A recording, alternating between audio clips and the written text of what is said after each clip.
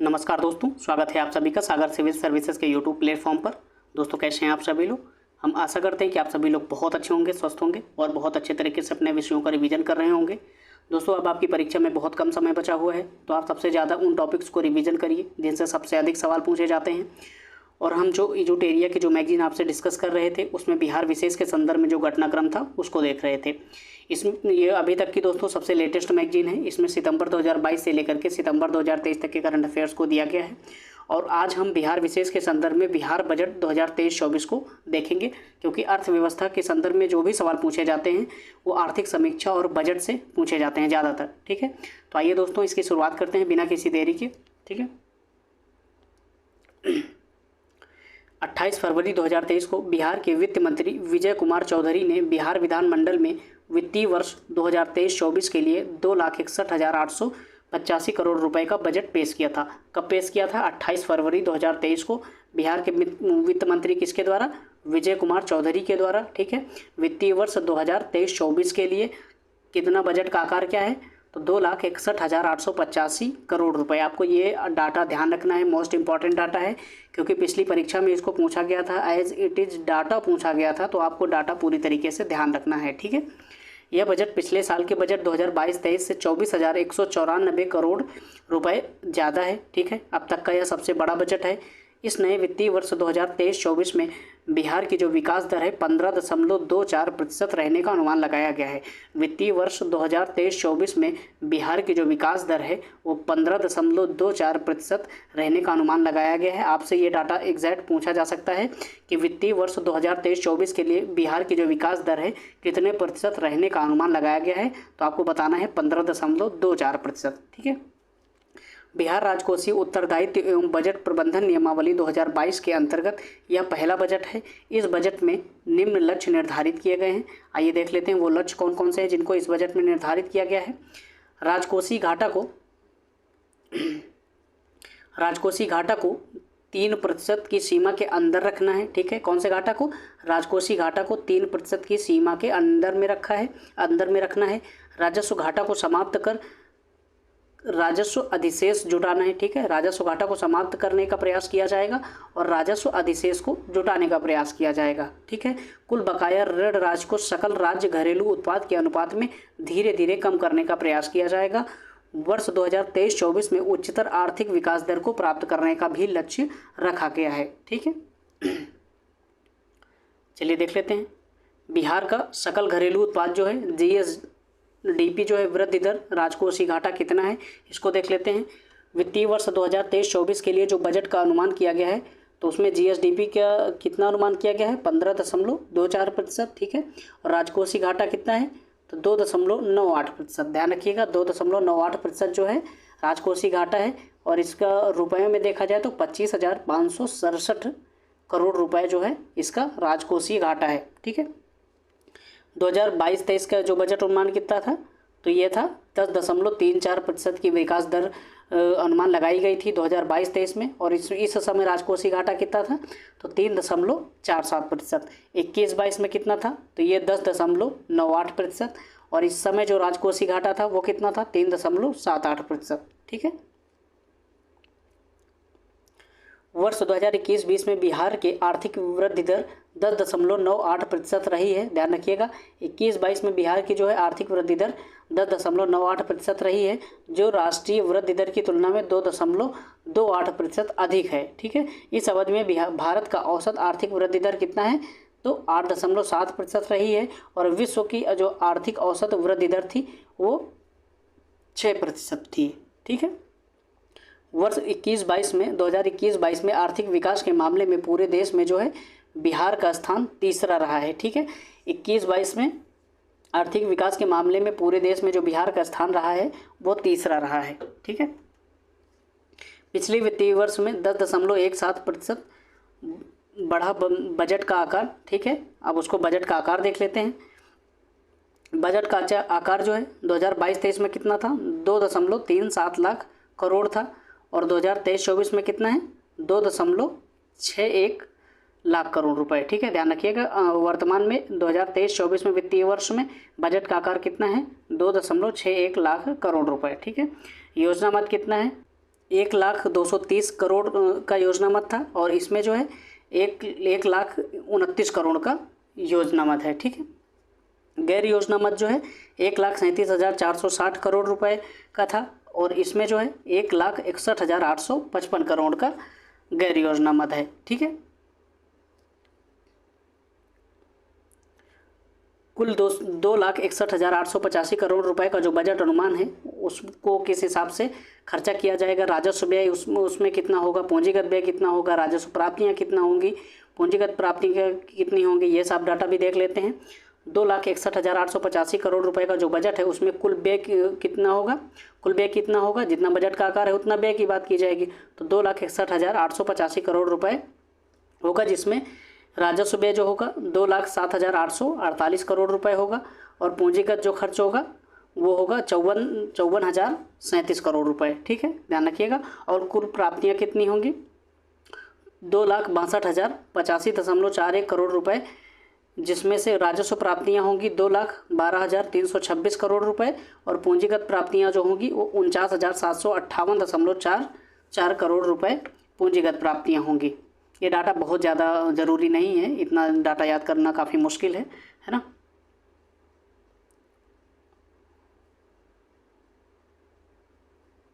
रुपया कहाँ से आता है कहाँ जाता है, राज्य के संदर्भ में देख लेते हैं।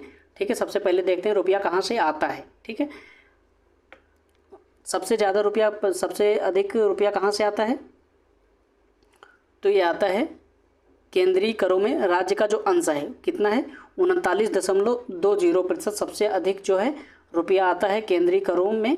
राज्यों का जो अंश है वहाँ से आता है, ये पहले नंबर पर है। और उसके बाद दूसरे नंबर पे जो आता है, केंद्र सरकार से जो सहायता अनुदान प्राप्त किया जाता है उसमें 20.37% का योगदान रहता है। ठीक है, तो वो दूसरे नंबर पर केंद्र सरकार से जो सहायता अनुदान प्राप्त होता है वहाँ से राज्य को पैसा मिलता है। फिर तीसरे नंबर पर राज्य सरकार के जो कर राजस्व हैं तीसरे नंबर पर, और उसके बाद चौथे नंबर पर लोक ऋण से 18.82% का हिस्सा है इसका। फिर उसके बाद राज्य कर का जो भिन्न राजस्व है 2.48% का इसका हिस्सा है। ऋणों की वसूली जो है 0.16% की वसूली के साथ इन जो 4-5 मदें हैं इनमें से सबसे अधिक राज्य को राजस्व प्राप्त होता है। ठीक है, अब राज्य का जो रुपया है जाता कहाँ पर है सबसे ज़्यादा। ठीक है, उसी क्रम में उसको देख लेंगे। सबसे अधिक जो राज्य का हिस्सा है वो सामाजिक सेवाओं में जाता है, 38.14% सामाजिक सेवाओं में खर्च होता है। और उसके बाद जो सामान्य सेवाएं होती हैं उसमें खर्च होता है। फिर उसके बाद आर्थिक सेवाएं जो होती हैं उसमें खर्च होता है। आपको ध्यान रखना है, सबसे अधिक जो पैसा खर्च होता है राज्य का तो वो खर्च होता है सामाजिक सेवाओं में, फिर सामान्य सेवाओं में दूसरे नंबर पर, फिर आर्थिक सेवाओं में तीसरे नंबर पर। ठीक है, फिर उसके बाद लोक ऋण में 9% का खर्च होता है। फिर उसके बाद खर्च होता है ऋण एवं पेशगियाँ जो होती हैं 0.47% की। सहायता अनुदान एवं अंश अनुदान जो है अंशदान जो है 0.01% से। आपको ये डाटा ध्यान रखेंगे सबसे अधिक कहाँ से आता है, सबसे अधिक कहाँ पे जाता है, तो सामाजिक सेवाओं में सबसे अधिक सबसे ज़्यादा रुपया खर्च होता है। फिर उसके बाद सामान्य सेवाएं, फिर आर्थिक सेवाएं, इनको 3 को ध्यान रखिएगा, उसके बेस पर आप सवाल सही कर पाएंगे। 28 फरवरी 2023 को बिहार के वित्त मंत्री विजय कुमार चौधरी द्वारा बिहार विधानमंडल में दिए गए बजट भाषण में 2023-24 के अनुसार बिहार के विकास के लिए 10 प्राथमिकताएं या सूत्र दिए गए हैं। ठीक है, वो 10 प्राथमिकताएं और सूत्र कौन कौन से हैं उनको भी देख लेते हैं। बिहार बजट 2023-24 में विकास के लिए 10 सूत्र कौन कौन से माने गए हैं, चलिए देखते हैं उसे। उनमें से पहला सूत्र जो है युवा एवं रोजगार। ठीक है, स्वरोजगार की ओर बढ़ने पर जोर दिया जाएगा इसमें। और उसके बाद अनवरत महिला सशक्तिकरण, स्वयं सहायता समूहों को मजबूती प्रदान की जाएगी। नंबर 3 जो लक्ष्य है इसका सूत्र क्या है, अल्पसंख्यक कल्याण किया जाएगा, उत्थान के लिए कई सारी योजनाएं चलाई जाएंगी। स्वास्थ्य क्षेत्र जो होगा हर गांव तक बेहतर स्वास्थ्य की जो है सुविधा पहुंचाने की कोशिश की जाएगी। और नंबर 5 का जो सूत्र क्या है, लक्ष्य क्या है, पुलिस बल का सुदृढ़ीकरण एवं आधुनिकीकरण किया जाएगा। नई तकनीक पर जोर दिया जाएगा जिससे आप अपराधियों को बहुत जल्दी से पकड़कर उसे सजा दिला पाएँ और सामाजिक न्याय की भावना को विकसित कर पाएँ। ग्रामीण विकास को किया जाएगा। चौथे कृषि रोड मैप की तैयारी की जाएगी। ठीक है, 7वां जो सूत्र क्या है, हरित विकास किया जाएगा। कई स्तरों पर किए जा रहे हैं, इसके लिए प्रयास अभी भी जारी हैं। आधारभूत संरचना के स्तर पर काम किया जाएगा। गाँव को शहरों से जोड़ने के लिए रोड वगैरह उन सब चीज़ों को, परिवहन के साधनों का बेहतर विकास किया जाएगा। ठीक है, और उसमें औद्योगिक विकास के संदर्भ में क्या किया जाएगा, निवेश को सुगम बनाने के लिए जो उसके लिए ज़रूरी संरचनाएं होती हैं उनको विकसित किया जाएगा। शहरी विकास के संदर्भ में राष्ट्रीय मानक के अनुरूप सारी तैयारियां की जाएंगी। ठीक है, चलिए देखते हैं आगे की चीज़ें। बिहार बजट 2023-24 के लिए प्राथमिकता निम्न रूप से रखी गई है। नंबर 1 पे क्या है, युवा एवं जो रोजगार है। ठीक है, पहला लक्ष्य जो है बिहार की 32% से अधिक आबादी जो है युवाओं की है, इसलिए युवाओं के सर्वांगीण विकास के लिए 2023-24 के बजट में युवा एवं रोजगार को प्राथमिकता दी गई है। ठीक है, राज्य सरकार के कुल व्यय में विकासमूलक व्यय का हिस्सा जो है 19-20 के 66% से बढ़कर 2021-22 में 69.4% हो गया है। आपको एक बात यहाँ पर और ध्यान रखना है, बिहार की जो है 32% से अधिक आबादी किसकी है, युवाओं की है। ठीक है, चलिए आगे की चीज़ों को देखते हैं। नए विचारों एवं नवाचार के साथ उद्यमिता को बढ़ावा देने हेतु राज्य सरकार द्वारा नई स्टार्टअप नीति 2022 लागू की गई है। ठीक है, इस नीति के अंतर्गत 10 लाख रुपए तक के कैपिटल सीड फंड जो महिलाओं के लिए 5% से 5% अधिक और अनुसूचित जाति और अनुसूचित जनजाति या दिव्यांग के लिए 15% अधिक का प्रावधान किया गया है। राज्य के प्रत्येक ITI में गुणवत्ता को बढ़ाने के लिए 23 पाठ्यक्रमों को लागू किया गया है, चयन किया गया है उसके लिए। राज्य में तकनीकी शिक्षा के उन्नयन एवं विकास हेतु बिहार अभियंत्रण विश्वविद्यालय अधिनियम 2021 द्वारा बिहार अभियंत्रण विश्वविद्यालय की स्थापना की गई है। ठीक है, किस अधिनियम के तहत, बिहार अभियंत्रण विश्वविद्यालय अधिनियम 2021 के तहत जो है बिहार में बिहार अभियंत्रण विश्वविद्यालय की स्थापना की गई है। ठीक है, अनवरत महिला सशक्तिकरण 7 निश्चय 2 के अवयव सशक्त महिला सक्षम महिला को अनवरत महिला सशक्तिकरण के रूप में वर्ष 2023-24 के बजट में प्राथमिकता दी गई है। ठीक है, बिहार की विभिन्न योजनाओं के तहत बालिका या महिला को मिलने वाली प्रोत्साहन राशि बजट भाषण में वित्त मंत्री के द्वारा विशेष रूप से इसकी चर्चा की गई है। ठीक है, मुख्यमंत्री नारी शक्ति योजना के अंतर्गत सिविल सेवा प्रोत्साहन राशि जो है 1 लाख रुपए UPSC की प्रारंभिक परीक्षा उत्तीर्ण होने पर, 50,000 रुपये BPSC की प्रारंभिक परीक्षा उत्तीर्ण होने पर। ध्यान रखिएगा, बहुत बड़ी चीज़ है जो बिहार सरकार के द्वारा की जा रही है।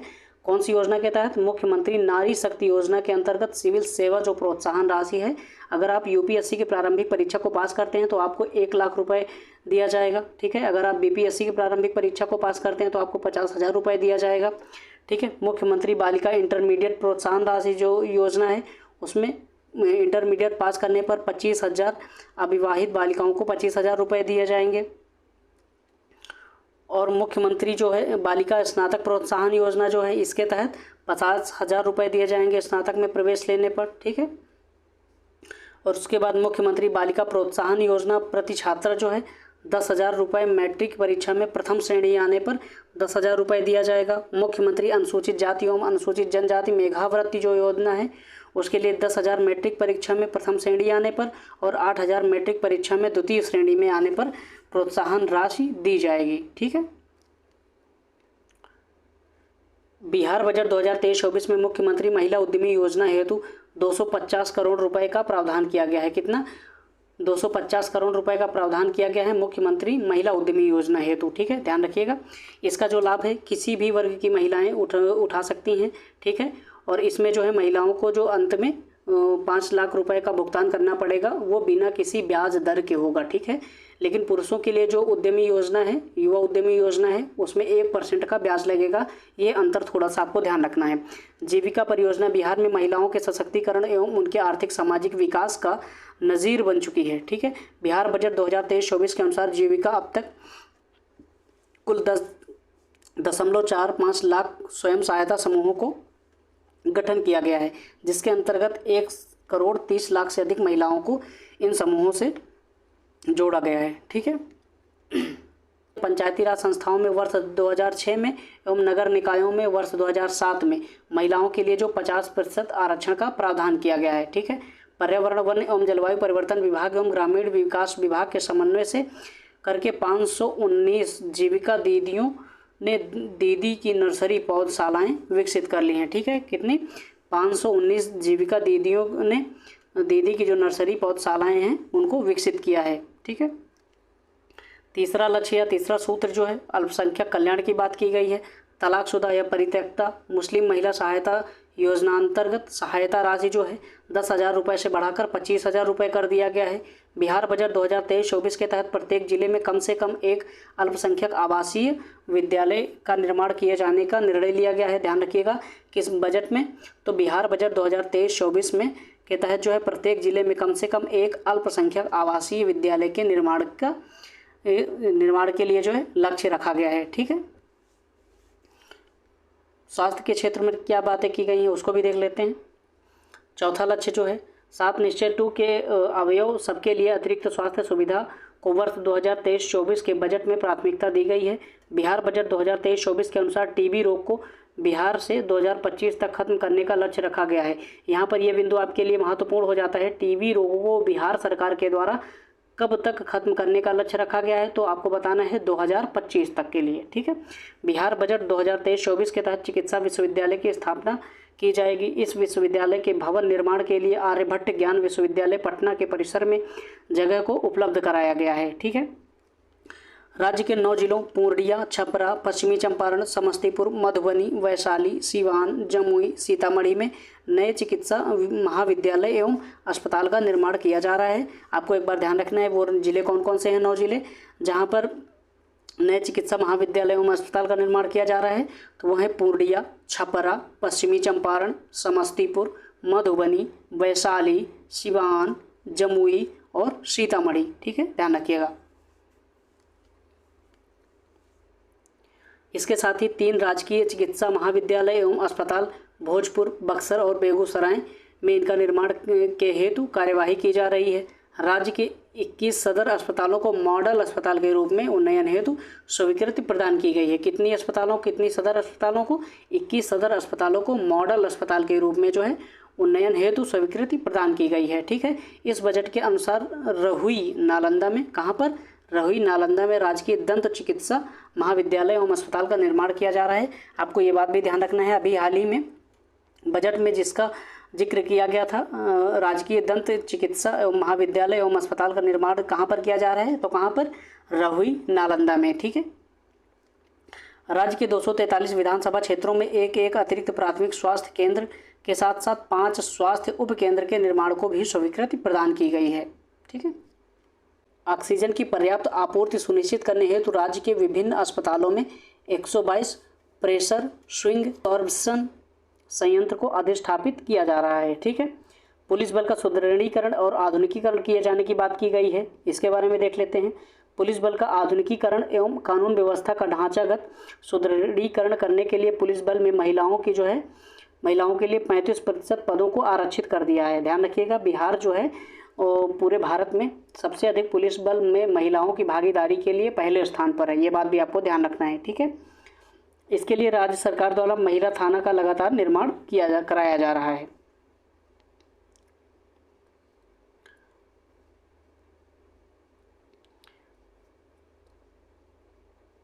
पुलिस को आधुनिक तकनीक से लैस किया जाएगा। प्रत्येक थाना में CCTNS स्थापित किए जाएंगे। सिक्योरिटी ऑपरेशन सेंटर की भी स्थापना होगी। ठीक है,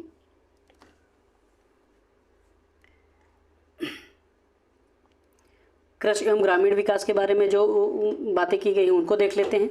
राज्य सरकार के 7 निश्चय 2 के अवयव हर खेत तक सिंचाई का पानी एवं स्वच्छ गांव समृद्ध गांव को कृषि एवं ग्रामीण विकास के रूप में वर्ष 2023-24 के बजट में प्राथमिकता दी गई है। कृषि क्षेत्र के सर्वांगीण विकास के लिए कृषि रोड मैप कार्यक्रमों के कार्यान्वयन के फलस्वरूप राज्य को भारत सरकार का कुल जो है 5 कृषि कर्मण पुरस्कार प्रदान किया गया है। ठीक है, भारत सरकार द्वारा कुल 5 कृषि कर्मण पुरस्कार प्रदान किया गया है। इसके लिए वर्ष 2017-18 में गेहूं के जो उत्पादन एवं उत्पादकता में उल्लेखनीय उपलब्धि के लिए वो कौन से 5 क्षेत्र हैं जिनके लिए भारत सरकार के द्वारा कृषि कर्मण पुरस्कार प्रदान किया गया है? तो 2017-18 में जो है गेहूं के उत्पादन एवं उत्पादकता में उल्लेखनीय उपलब्धि के लिए, 2016-17 में मक्का यानी कि मोटे अनाज के लिए, 2015-16 में मक्का या मोटे अनाज के लिए फिर से, 2012 से 13 में गेहूं के लिए, 2011 से 12 में चावल के लिए। ठीक है। वर्ष 2022 में बिहार का कुल खाद्यान्न उत्पादन कितना है? 184.86 लाख मीट्रिक टन। आपको ये डाटा ध्यान रखना है। वर्ष 2022 में बिहार का कुल खाद्यान्न उत्पादन कितना है? तो 184.86 लाख मीट्रिक टन हो गया है। ठीक है। 1 अप्रैल 2023 से 31 मार्च 2028 तक के लिए बिहार सरकार द्वारा चौथा कृषि रोड मैप लागू किया गया है। ये बिंदु आपके लिए महत्वपूर्ण है। कब से कब तक के लिए है? 1 अप्रैल 2023 से 31 मार्च 2028 तक के लिए बिहार सरकार के द्वारा चौथा कृषि रोड मैप जो है लागू किया गया है। चतुर्थ कृषि रोड मैप में दलहन एवं तिलहन और तथा पोषक अनाजों को भी बढ़ावा देने के लिए विशेष कार्यक्रम चलाए जाएंगे। ठीक है। कृषि के क्षेत्र में त्वरित विकास के लिए राज्य सरकार द्वारा वर्ष 2008 में प्रथम कृषि रोड मैप लागू किया गया था। कब? तो 2008 में राज्य सरकार के द्वारा कृषि के क्षेत्र में त्वरित विकास के लिए, ठीक है, प्रथम कृषि रोड मैप को लागू किया गया था। गैर कृषि योग्य बंजर भूमि में नींबू घास की खेती के लिए किसानों को आर्थिक सहायता देने की भी घोषणा बजट में की गई है। ठीक है, ध्यान रखिएगा। गैर कृषि योग्य जो बंजर भूमि है उसमें नींबू घास की खेती के लिए किसानों को भी आर्थिक सहायता देने के लिए बजट में घोषणा की गई है। बिहार बजट 2023-24 के अनुसार जैविक खेती के अंतर्गत 92,000 एकड़ से अधिक क्षेत्र में तथा टपकन सिंचाई के अंतर्गत 13,000 एकड़ क्षेत्र में खेती की जा रही है। ठीक है। बिहार में मिलेट फसलों की खेती को बढ़ावा देने के लिए बिहार मिलेट मिशन की शुरुआत की जाएगी। कौन से मिशन की? बिहार मिलेट मिशन की शुरुआत की जाएगी। इसका उद्देश्य क्या रहेगा? मिलेट फसलों की खेती को बढ़ावा देने के लिए, मोटे अनाज की फसलों की खेती को बढ़ावा देने के लिए। ठीक है। इस बजट में स्वास्थ्यवर्धक अनाज जैसे मडुआ, कोदो, सांवा, कौनी आदि के उत्पादन पर भी जोर दिया गया है। जमुई जिला के सिकंदरा प्रखंड के अंतर्गत बहुवार नदी पर सूखाग्रस्त क्षेत्र में सिंचाई सुविधा प्रदान करने हेतु कुंडघाट जलाशय योजना का निर्माण किया जा रहा है। ठीक है। अभी हाल ही में कुंडघाट जलाशय योजना का निर्माण कहाँ पर किया जा रहा है? तो जमुई जिला के सिकंदरा प्रखंड के अंतर्गत। ठीक है, ध्यान रखिएगा। जमुई जिला के सिकंदरा प्रखंड के अंतर्गत, और किस नदी पर के क्षेत्र में? तो बहुवार नदी के सूखाग्रस्त क्षेत्र में। ठीक है। मुख्यमंत्री कृषि विद्युत संबद्ध योजना के तहत कृषि कार्य हेतु मात्र 70 पैसे प्रति यूनिट की दर से किसानों को बिजली उपलब्ध करवाई जाएगी। ठीक है। मुख्यमंत्री कृषि विद्युत संबद्ध योजना के तहत कृषि कार्य हेतु मात्र 70 पैसे प्रति यूनिट की दर से किसानों को बिजली की आपूर्ति की जाएगी। हरित विकास के संदर्भ में सरकार के द्वारा क्या बातें की गई उसको देख लेते हैं। बिहार को हरित और स्वच्छ बनाने, जलवायु परिवर्तन से निपटने, पर्याप्त जल उपलब्धता सुनिश्चित करने, वन आच्छादन को बढ़ावा देने के लिए 11 अवयवों वाली कार्य योजना को तैयार कर दिनांक 2 अक्टूबर 2019 से राज्य में जल जीवन हरियाली अभियान की शुरुआत की गई है। आपको ये बात ध्यान रखनी है, राज्य में जो है जल जीवन हरियाली अभियान की शुरुआत कब की गई है? तो 2 अक्टूबर 2019 को की गई है। ठीक है। इसका उद्देश्य क्या है? जलवायु परिवर्तन से निपटने, पर्याप्त जल उपलब्धता को सुनिश्चित करने, वन आच्छादन को बढ़ावा देने, यानी कि जिससे पर्यावरण को हरा भरा रखा जा सके, है ना, जैव विविधता को बनाए रखा जा सके। इसके उद्देश्य से 2 अक्टूबर 2019 को जल जीवन हरियाली अभियान की शुरुआत की गई थी। वर्ष 2000 में झारखंड बिहार बंटवारे के पश्चात राज्य में हरित आवरण मात्र 9% था। इसे बढ़ाने के लिए वर्ष 2012 में हरियाली मिशन की शुरुआत की गई थी। ठीक है। हरित आवरण को बढ़ावा देने हेतु कृषि रोड मैप 2 2012 से 17 के दौरान जो चल रहा था में कुल 18.47 करोड़ एवं कृषि रोड मैप 3 में 2017 से 23 के दौरान जो था में 16.10 करोड़ बिहार में वृक्षारोपण किया गया था। ठीक है।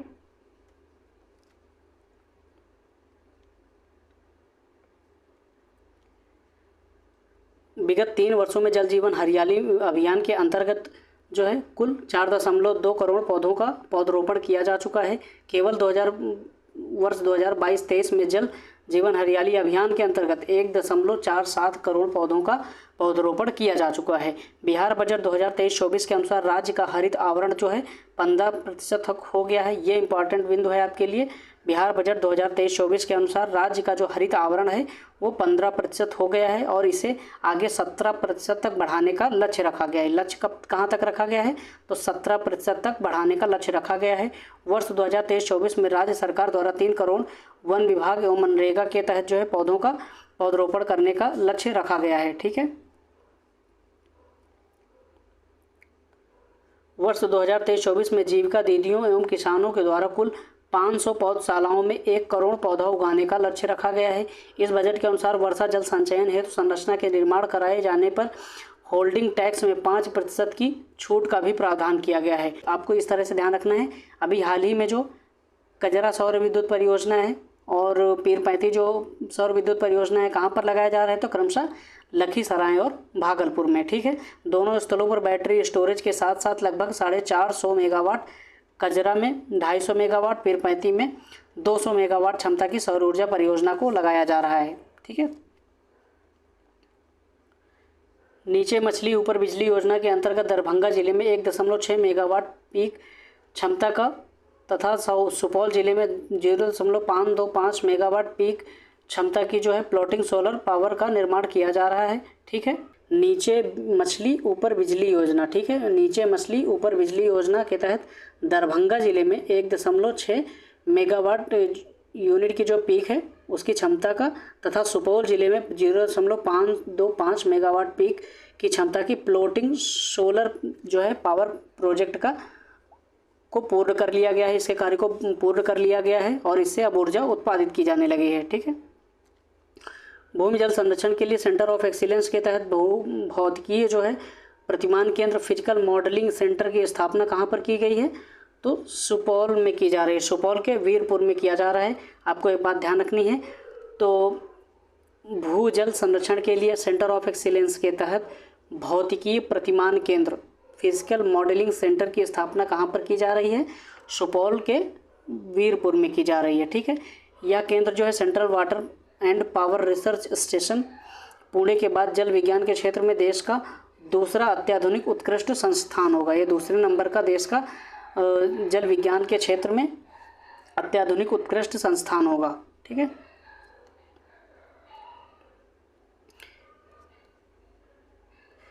इससे बिहार में बाढ़ प्रबंधन में भी सहायता मिलेगी। बिहार बजट 2023-24 के अनुसार केंद्रीय सिंचाई एवं शक्ति मंडल, central board of irrigation and power द्वारा गंगा जल आपूर्ति योजना एवं फाल्गु नदी पर निर्मित रबर डैम को CBIP अवार्ड 2022 प्रदान करने की जो है घोषणा की गई है। ठीक है,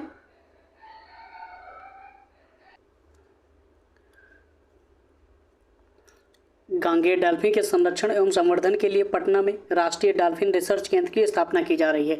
आपको ध्यान रखना है, गांगेय डॉल्फिन के संरक्षण एवं संवर्धन के लिए कहाँ पर, पटना में राष्ट्रीय डॉल्फिन रिसर्च केंद्र की स्थापना की जा रही है। भागलपुर जिला के अंतर्गत सुल्तानगंज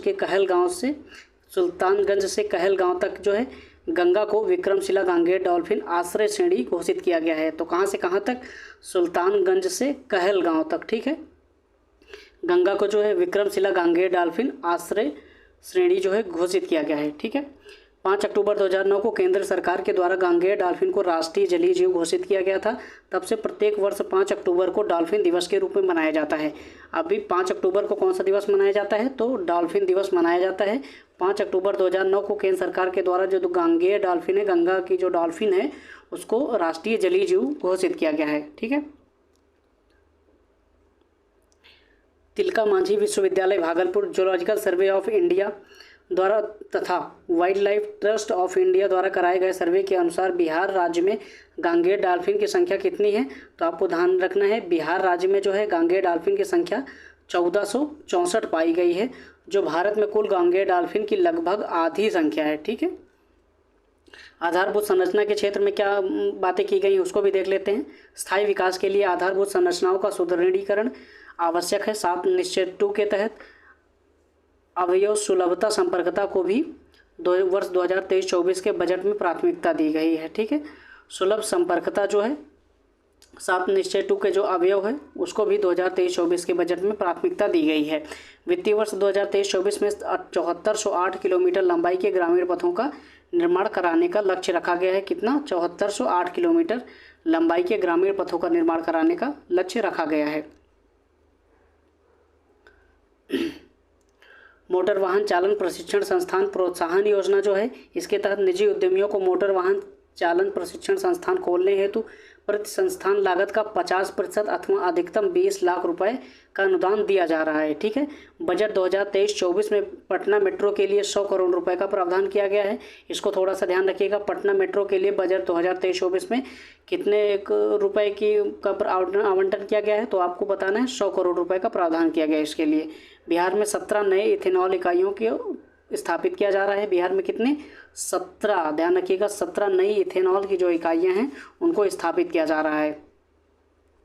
औद्योगिक क्षेत्र में क्या बातें की गई हैं? इथेनॉल उत्पादन प्रोत्साहन नीति 2021 के तहत पूर्णिया में देश का पहला ग्रीनफील्ड इथेनॉल प्लांट प्रारंभ किया गया है। कहाँ पर? पूर्णिया में जो है देश का पहला ग्रीनफील्ड इथेनॉल प्लांट प्रारंभ किया गया है। और किस नीति के तहत? इथेनॉल उत्पादन प्रोत्साहन नीति 2021 के तहत। ठीक है। 550 करोड़ रुपए के निवेश से बरौनी में पूर्वी भारत के सबसे बड़े एलपीजी बॉटलिंग प्लांट की शुरुआत की गई है। कहाँ पर? बरौनी में पूर्वी भारत के सबसे बड़े एलपीजी बॉटलिंग प्लांट की शुरुआत की गई है। पटना के तर्ज पर मुजफ्फरपुर एवं पूर्णिया में खादी मॉल की स्थापना की स्वीकृति बजट में दी गई है। कहाँ के तर्ज पर? पटना की तर्ज पर जो है मुजफ्फरपुर और पूर्णिया में खादी मॉल की जो है स्थापना की जाएगी। इसकी स्वीकृति बजट में दी गई है। ठीक है। 6 रोपवे परियोजनाओं में गया में प्रेतशिला पर्वत, डुंगेश्वरी पर्वत तथा ब्रह्मयोनि पर्वत, जहानाबाद में वणास्वर पर्वत, कैमूर में मुंडेश्वरी पर्वत एवं रोहतास में रोहतासगढ़ का जो किला है उसका कार्य आरंभ किया गया है। ठीक है। गया जिले के डुंगेश्वरी पर्वत पर भगवान बुद्ध की जो विशालकाय मूर्ति है उसका अधिष्ठापन किया गया है। शहरी विकास के संदर्भ में राज्य के 7 निश्चितों के अवयव स्वच्छ शहर, विकसित शहर को भी बजट 2023-24 में प्राथमिकता दी गई है। सुपौल को गार्बेज फ्री सिटीज़ में 1 स्टार रेटिंग प्राप्त हुआ है। ध्यान रखिएगा, सुपौल को गार्बेज फ्री सिटीज़ में 1 स्टार रेटिंग प्राप्त हुआ है। ठीक है। वर्ष 2022 में पटना नगर निगम सहित बिहार के 32 शहरों को ODF प्लस सर्टिफाइड घोषित किया गया है। ठीक है। पटना नगर निगम सहित बिहार के जो 32 शहर हैं उनको ODF प्लस सर्टिफाइड घोषित किया गया है। राष्ट्रीय स्तर पर गंगा टाउन वाले नगर निकायों में हाजीपुर, बक्सर, जमालपुर, सुल्तानगंज को टॉप 10 रैंकिंग में स्थान दिया गया है। ठीक है। राष्ट्रीय स्तर पर जो गंगा टाउन वाले जो नगर निकाय हैं उनमें हाजीपुर, बक्सर, जमालपुर और सुल्तानगंज को टॉप 10 में स्थान प्रदान किया गया है। सभी शहरों में स्टॉर्म वाटर ड्रेनेज सिस्टम का विकास किया जाएगा, जिससे शहर में जल जमाव की समस्या खत्म हो जाएगी। विभिन्न स्तर के जो आयोजन हैं सभी नगर निकायों में सम्राट अशोक भवन का निर्माण कार्य कराए जाने के लिए निर्णय इस बजट में लिया गया है। ठीक है। विभिन्न स्तर के जो आयोजन हुए हैं उनमें सभी नगर निकायों में सम्राट अशोक भवन का निर्माण कराए जाने के निर्णय को इस बजट में लिया गया है। राज्य के सभी 38 जिला मुख्यालयों में वृद्धजनों के लिए वृद्धाश्रम की स्थापना की जा रही है। ठीक है। बिहार बजट 2023-24 के जो अन्य तथ्य हैं उनको भी देख लेते हैं। बिहार बजट 2023-24 के अनुसार वर्ष 2021-22 में अर्थव्यवस्था के आकार 6.75 लाख करोड़ की सूची में बिहार का स्थान देश में 14वें स्थान पर है। ध्यान रखिएगा, जो 28 राज्यों और केंद्र शासित प्रदेशों का जो भी बजट आता है उसमें जो बिहार का है वो 14वें नंबर का सबसे बड़ा बजट है। ठीक है। बिहार का राजस्व संग्रह कुल प्राप्ति वर्ष 2021-22 में 18.7% हो गया है, जहां वित्तीय वर्ष 19-20 में कुल प्राप्ति मात्र 15.2% की थी। वर्ष 2021-22 में बिहार का राजस्व घाटा 422 करोड़ रुपए पर आ गया।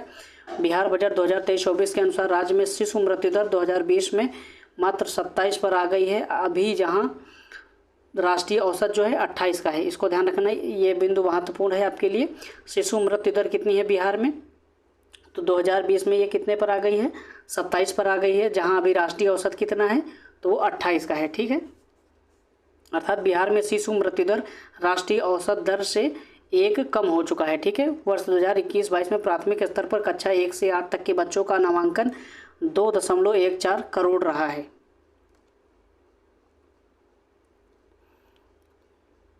चलिए अन्य डाटा को देख लेते हैं। वर्ष 2021-22 में प्राथमिक स्तर पर जो है कक्षा 1 से 8 तक के विद्यार्थियों का सकल नामांकन अनुपात 96.2% रहा है, जिसमें से लड़कियों का यह अनुपात 97.4% रहा है। यानी कि लड़कों से ज़्यादा जो है लड़कियों का अनुपात रहा है। ठीक है, बिहार बजट भाषण के अनुसार बिहार के कई जो महत्वाकांक्षी योजनाओं का अनुकरण केंद्र सरकार द्वारा किया गया है, जैसे हर घर नल का जल योजना सितंबर 2016 के तहत, जल जीवन मिशन अगस्त 2019। ठीक है, बिहार बजट भाषण के अनुसार बिहार की कई जो महत्वाकांक्षी जो योजनाएं हैं उनका अनुकरण केंद्र सरकार द्वारा किया गया है, जैसे कि हर घर नल का जल जो है सितंबर 2016 में शुरू की गई थी योजना बिहार सरकार के द्वारा। इसके तहत जल जीवन मिशन जो है अगस्त 2019 में केंद्र सरकार के द्वारा शुरू किया गया है। जीविका योजना जो है अक्टूबर 2007 में शुरू किया गया था बिहार सरकार के द्वारा। राष्ट्रीय ग्रामीण आजीविका मिशन या दीनदयाल अंत्योदय योजना जो है नवंबर 2015 में शुरू की गई केंद्र सरकार के द्वारा। हर घर बिजली योजना जो है नवंबर 2016 में राज्य सरकार के द्वारा शुरू किया गया है। सौभाग्य प्रधानमंत्री सहज बिजली हर घर योजना जो है सितंबर 2017 में केंद्र सरकार के द्वारा शुरू किया गया है। ठीक है, जल जीवन हरियाली योजना अक्टूबर 2019 के अनुरूप अमृत सरोवर योजना जो है अप्रैल 2022 में केंद्र सरकार के द्वारा शुरू किया गया है। बिहार कृषि विभाग के अनुसार राज्य की 76% आबादी कृषि कार्यों पर आश्रित है। बिहार राज्य के जो है 76% की जो आबादी है वो कृषि कार्यों पर आश्रित है। ठीक है, राज्य में बागवानी विकास के लिए वर्ष 2022-23 में 2292 हेक्टेयर में फलदार वृक्षों के नए बगीचों की स्थापना की गई है। राज्य सरकार द्वारा गंगा नदी के दोनों किनारे के जिलों में जैविक कॉरिडोर की स्थापना के लिए 188 किसान उत्पादन संगठन को बनाया गया है। ठीक है, गंगा नदी के दोनों किनारों पर जैविक कॉरिडोर को बनाए जाने की घोषणा की गई है, जिसमें से 188 किसान उत्पादक संगठनों को बनाया गया है। वर्ष 2022 में 186 किसान उत्पादक संगठन 17,229 एकड़ रकबा को जैविक प्रमाणीकरण पत्र जो है प्राप्त हुआ है। कृषि अनुसंधान शिक्षा को सुदृढ़ करने के उद्देश्य से कृषि अभियंत्रण महाविद्यालय आरा, कृषि जैविक प्रौद्योगिकी महाविद्यालय सबौर एवं कृषि व्यवसाय प्रबंधन महाविद्यालय पटना की स्वीकृति प्रदान की गई है। कृषि अनुसंधान के क्षेत्र में शिक्षा को बढ़ावा देने को सुदृढ़ करने के उद्देश्य से कृषि अभियंत्रण महाविद्यालय कहाँ पर? आरा में।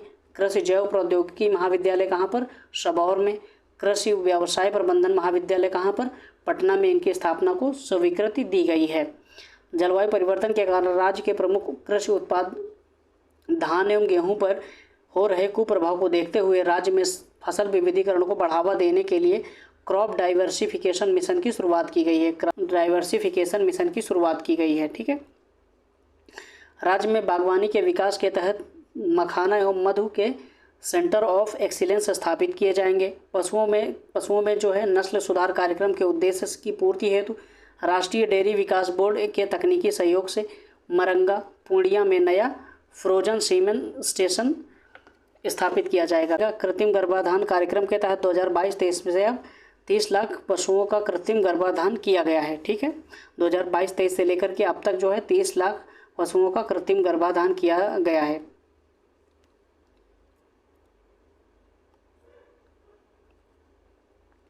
सात निश्चय 2 के तहत वित्तीय वर्ष 2021-22 से 24-25 तक 4 वर्षों में 7,000 गांवों को दुग्ध सहकारी समितियों से आच्छादित किया जाएगा।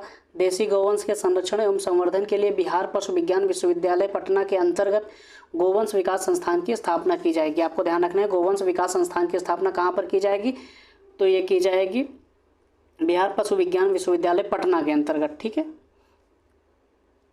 बाढ़ की समस्या से निजात पाने के लिए सीतामढ़ी जिला में मृत नदियों को पुनर्जीवित किया जा रहा है। बाढ़ की समस्या से निजात पाने के लिए सीतामढ़ी जिला की जो मृत नदियां हैं उनको पुनर्जीवित किया जा रहा है। ठीक है, 15वें वित्त आयोग की अनुशंसा के तहत वित्तीय वर्ष के तहत जो वर्ष 21-22 से 2025-26 तक बिहार राज्य की त्रिस्तरीय पंचायती राज संस्थाओं के लिए टाइट एवं यूनाइटेड के रूप में भारत सरकार से कुल 19,561 करोड़ रुपए के अनुदान की राशि प्राप्त होगी। ध्यान रखिएगा, वो राशि कितनी होगी?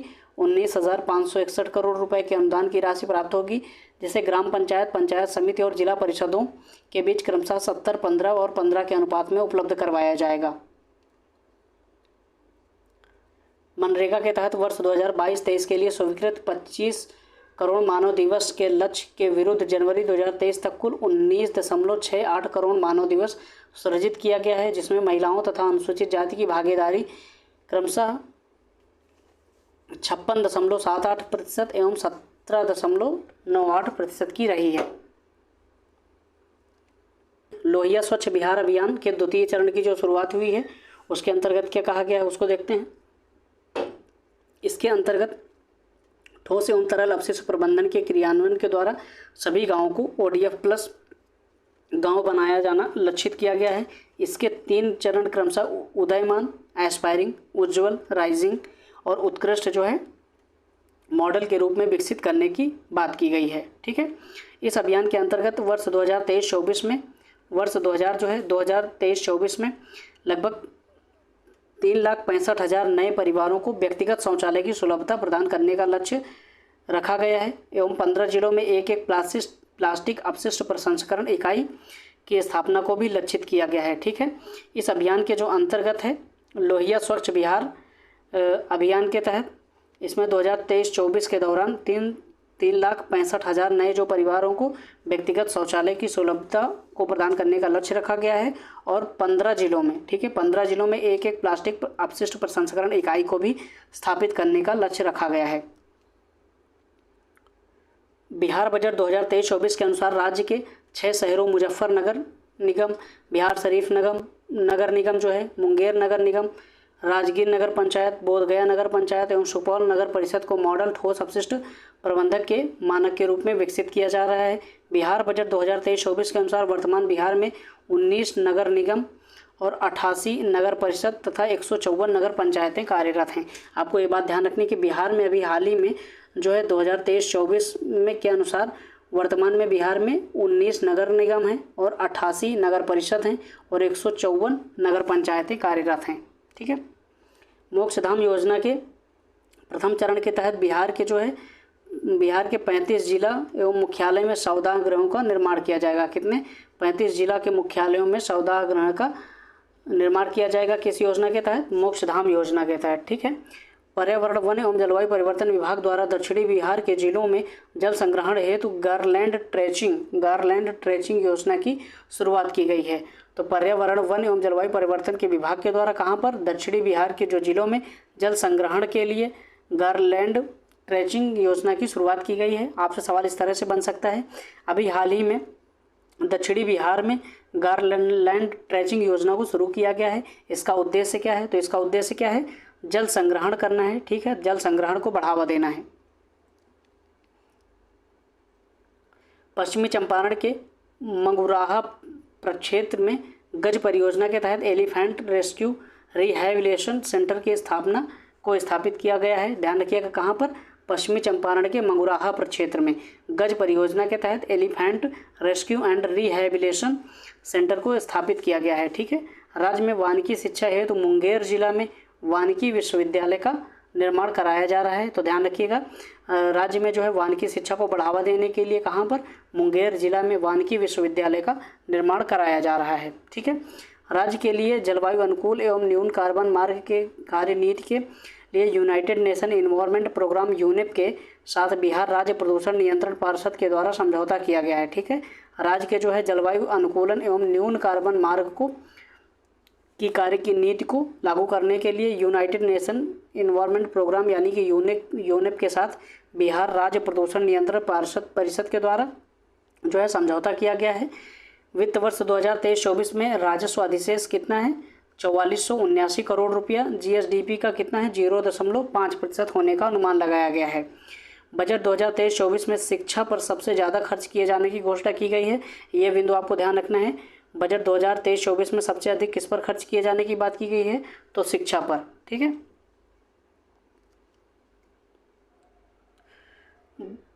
50 मॉडल स्कूलों में आईआईटी पटना के सहयोग से मॉडल विज्ञान प्रयोगशाला बनाया जाएगा। ठीक है, 50 मॉडल स्कूलों में आईआईटी पटना के जो सहयोग से मॉडल विज्ञान प्रयोगशाला को बनाया जाएगा।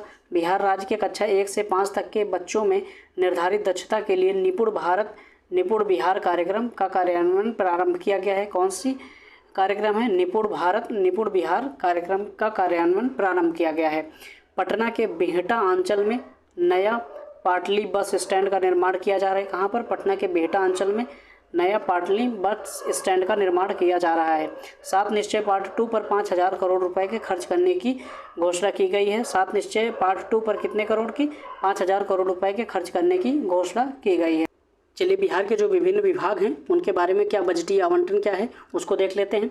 शिक्षा के क्षेत्र में अभी हमने आपसे बात किया, शिक्षा के क्षेत्र में सबसे अधिक बजटीय आवंटन किया गया है। तो शिक्षा के क्षेत्र में कितना किया गया है? तो 40,450.91 करोड़ रुपए का बजटीय आवंटन किया गया है। और योजना मद का जो आवंटन कितना है? 22,200.35 करोड़ रुपए। ध्यान रखिएगा, ये कुल योजना मद का कितना है? 22.20% है। और ये कुल बजट का कितना है? ये 15.45% है। आपको इतना ध्यान रखना है। आपको बजटीय आवंटन कितना है ये बात ध्यान रखना है, ठीक है। कितना? 40,450.91 करोड़ रुपए। और ये कुल बजट का कितना है? 15.45%। ये ज़्यादा इंपॉर्टेंट डाटा है बस, ठीक है। स्वास्थ्य के क्षेत्र में फिर 16,966.42 करोड़ रुपए। और इसमें योजना मद का जो आवंटन कितना है? 1,717.17 करोड़ रुपए। आपको इस क्रम में ध्यान रखना है कि सबसे अधिक किस में खर्चा किया गया है, फिर सबसे कम में। उसी क्रम में यदि आप याद रखेंगे तो अधिकांशतः सवालों को आप सही कर पाएंगे, ठीक है। सबसे अधिक किस पर किया गया है? तो आपको ध्यान रखना है शिक्षा पर नंबर 1, फिर उसके बाद स्वास्थ्य पर, फिर नंबर 2, फिर ग्रामीण विकास पर नंबर 3, ठीक है, समाज कल्याण पर नंबर 4, फिर कृषि पर नंबर 5। ध्यान रखिएगा, कृषि पर नंबर 5। इसी क्रम में आप उसको ध्यान रखिएगा, ठीक है। और बाकी आप ये सारा डाटा उतना याद भी नहीं कर पाएंगे और उतना पॉसिबल है नहीं, ठीक है। टाइम वेस्ट करने से कोई फ़ायदा है नहीं इस पर। और चलिए इसके बारे में देख लेते हैं। वर्ष 2022-23 में जो बिहार में चलाए गए नए महत्वपूर्ण जो अभियान हैं इसके बारे में भी देख लेते हैं इसी के साथ। इसमें हम देखेंगे अभियान जो है और किसके द्वारा शुरू किया गया है और उसका मुख्य उद्देश्य या बिंदु क्या है, ठीक है। मेरा शहर मेरी जवाबदेही, मेरा शहर मेरी जवाबदेही जो है किसके द्वारा शुरू किया गया है यह अभियान? ये पटना नगर निगम के द्वारा शुरू किया गया है। पटना नगर निगम टीम द्वारा घर घर जाकर स्वच्छता के प्रति जागरूकता अभियान चलाया गया है। 15 जुलाई से 25 जुलाई तक यह जागरूकता अभियान चलाया गया था, ठीक है। चकाचक अभियान जो है ये भी पटना नगर निगम के द्वारा चलाया गया है। बाजारों में गीला और सूखा कचरा अलग अलग करने के प्रति जागरूकता अभियान को शुरू किया गया था। बाजारों में जो है गीला और सूखा जो कचरा है उसको अलग अलग करने के प्रति जागरूकता अभियान की शुरुआत की गई थी पटना नगर निगम के द्वारा। नगर निगम स्वच्छता परिक्रमा अभियान, नगर निगम स्वच्छता परिक्रमा जो अभियान है पटना नगर निगम के द्वारा ये भी शुरू किया गया है। घर घर वाहन से कचरा उठाने की व्यवस्था को दुरुस्त करने के लिए पटना नगर निगम के द्वारा स्वच्छता परिक्रमा अभियान को शुरू किया गया था, ठीक है। कौन सा अभियान? स्वच्छता परिक्रमा अभियान का उद्देश्य क्या था? घर घर से वाहन के द्वारा कचरा उठाने की जो व्यवस्था है उसको दुरुस्त करने के लिए। खरीफ महाअभियान 2023, खरीफ महाअभियान 2023 जो है किसके द्वारा शुरू किया गया है? एक कृषि विभाग के द्वारा शुरू किया गया है। किसानों को जागरूक करने के लिए मुख्यमंत्री सचिवालय से नीतीश कुमार ने 36 रथों को रवाना किया है, ठीक है। किसानों को जागरूक करने के लिए मुख्यमंत्री सचिवालय से नीतीश कुमार के द्वारा 36 रथों को रवाना किया गया है। मिशन गुणवत्ता अभियान जो है ये स्वास्थ्य विभाग के द्वारा शुरू किया गया है। मिशन गुणवत्ता अभियान जो है स्वास्थ्य विभाग के द्वारा शुरू किया गया है। राज्य के जिला अस्पतालों में चिकित्सीय व्यवस्था को बेहतर करना इसका उद्देश्य है, ठीक है। राज्य के जो जिला अस्पताल हैं उसमें चिकित्सीय व्यवस्था को बेहतर करना इसका उद्देश्य है। मिशन 60 जो है, मिशन 60 जो है स्वास्थ्य विभाग के द्वारा शुरू किया गया। इसको बिहार के जिला अस्पतालों का रंग रोगन और जीर्णोद्धार करना है। बिहार के जो जिला अस्पताल हैं उनका रंग रोगन और जीर्णोद्धार करना है, ठीक है। स्त्री अभियान जो है महिला कांग्रेस के द्वारा इसको शुरू किया गया है। महिलाओं को कानूनी व चिकित्सीय सहायता उपलब्ध कराने के लिए इसका उद्देश्य क्या है?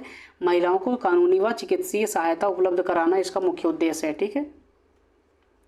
जल जीवन हरियाली अभियान जो है ये ग्रामीण विकास विभाग के द्वारा शुरू किया गया है।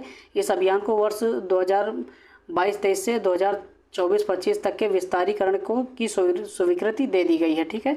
इस अभियान को जो है 2022-23 से 24-25 तक के विस्तारीकरण की जो है स्वीकृति मिल चुकी है। इस योजना के तहत 5 चीज़ों पर ध्यान केंद्रित किया गया है: तालाबों, आहार, रेन वाटर हार्वेस्टिंग, पौधे लगाना और कुओं का निर्माण करना है, ठीक है। चलिए अगला अभियान देखते हैं। सास बहू बेटी अभियान। सास बहू बेटी अभियान जो है ये स्वास्थ्य विभाग के द्वारा शुरू किया गया है। जनसंख्या को स्थिर करने और परिवार नियोजन को बढ़ावा देने के लिए सास बहू बेटी अभियान जो है स्वास्थ्य विभाग के द्वारा शुरू किया गया है। इसका उद्देश्य क्या है? जनसंख्या को स्थिर करना और परिवार नियोजन को बढ़ावा देने के लिए इस अभियान की शुरुआत की गई है। जन सुराज अभियान जो है चुनावी रणनीतिकार प्रशांत किशोर के द्वारा इसको शुरू किया गया है। चुनावी रणनीतिकार प्रशांत किशोर के द्वारा इसको शुरू किया गया है। बिहार में व्यवस्था परिवर्तन के लिए जन समर्थन प्राप्त करना। बिहार में व्यवस्था परिवर्तन के लिए जन समर्थन को प्राप्त करना इस अभियान का जो है मुख्य उद्देश्य है। समाज सुधार अभियान जो है मुख्यमंत्री नीतीश कुमार के द्वारा शुरू किया गया है। कौन सा अभियान? समाज सुधार अभियान जो है मुख्यमंत्री नीतीश कुमार के द्वारा शुरू किया गया है। 22 दिसंबर 2021 को मोतिहारी से प्रारंभ हुआ था। ये नशा मुक्ति, बाल विवाह एवं दहेज प्रथा के प्रति जागरूकता फैलाना था। ये इस अभियान की जो शुरुआत कब से हुई थी? 22 दिसंबर 2021 को। कहाँ से? मोतिहारी से हुई थी। और इसका उद्देश्य क्या था? नशा मुक्ति, बाल विवाह और दहेज प्रथा के प्रति जागरूकता फैलाना है। रबी महाअभियान कृषि विभाग के द्वारा शुरू किया गया है। रबी के मौसम में फसलों के उत्पादन एवं उत्पादकता को बढ़ाने हेतु, ठीक है, रबी महाअभियान की शुरुआत किसके द्वारा की गई है? कृषि विभाग के द्वारा शुरू की गई है। और इसका उद्देश्य क्या है? रबी के मौसम में फसलों के उत्पादन एवं उत्पादकता को बढ़ाना इसका मुख्य उद्देश्य है। दोस्तों यहाँ पर हमने जो है बिहार का जो बजट है उसको पूरी तरीके से कवर कर लिया है। अब इसके बाद जो है हम बिहार की जो है आर्थिक समीक्षा को कवर करेंगे। तब तक के लिए अपना ख्याल रखिएगा, स्वस्थ रहिए और पढ़ाई करते रहिए। दोस्तों चलते चलते आपसे एक छोटी सी रिक्वेस्ट है, यदि आपको हमारा प्रयास पसंद आए, हमारी चीज़ें पसंद आए, मेहनत पसंद आए, तो आप प्लीज़ वीडियो को लाइक कर लेना, चैनल को सब्सक्राइब कर लेना और बेल आइकॉन को ऑन कर लेना। और टेलीग्राम ग्रुप को ज्वाइन करने के लिए डिस्क्रिप्शन बॉक्स में लिंक दी गई है और वहाँ से आप इस PDF को डाउनलोड कर सकते हैं। और एक बार अपने आप से गो थ्रू कर लेंगे तो चीज़ें बहुत आसान हो जाएंगी आपके लिए, क्योंकि इसमें फैक्चुअल इन्फॉर्मेशन इतना ज़्यादा है, समय कम है, इसलिए थोड़ा तीव्र गति से चीज़ों को कवर करने का प्रयास किया गया है। चलिए दोस्तों फिर से मिलते हैं नेक्स्ट वीडियो के साथ, तब तक के लिए ख्याल रखिएगा। धन्यवाद।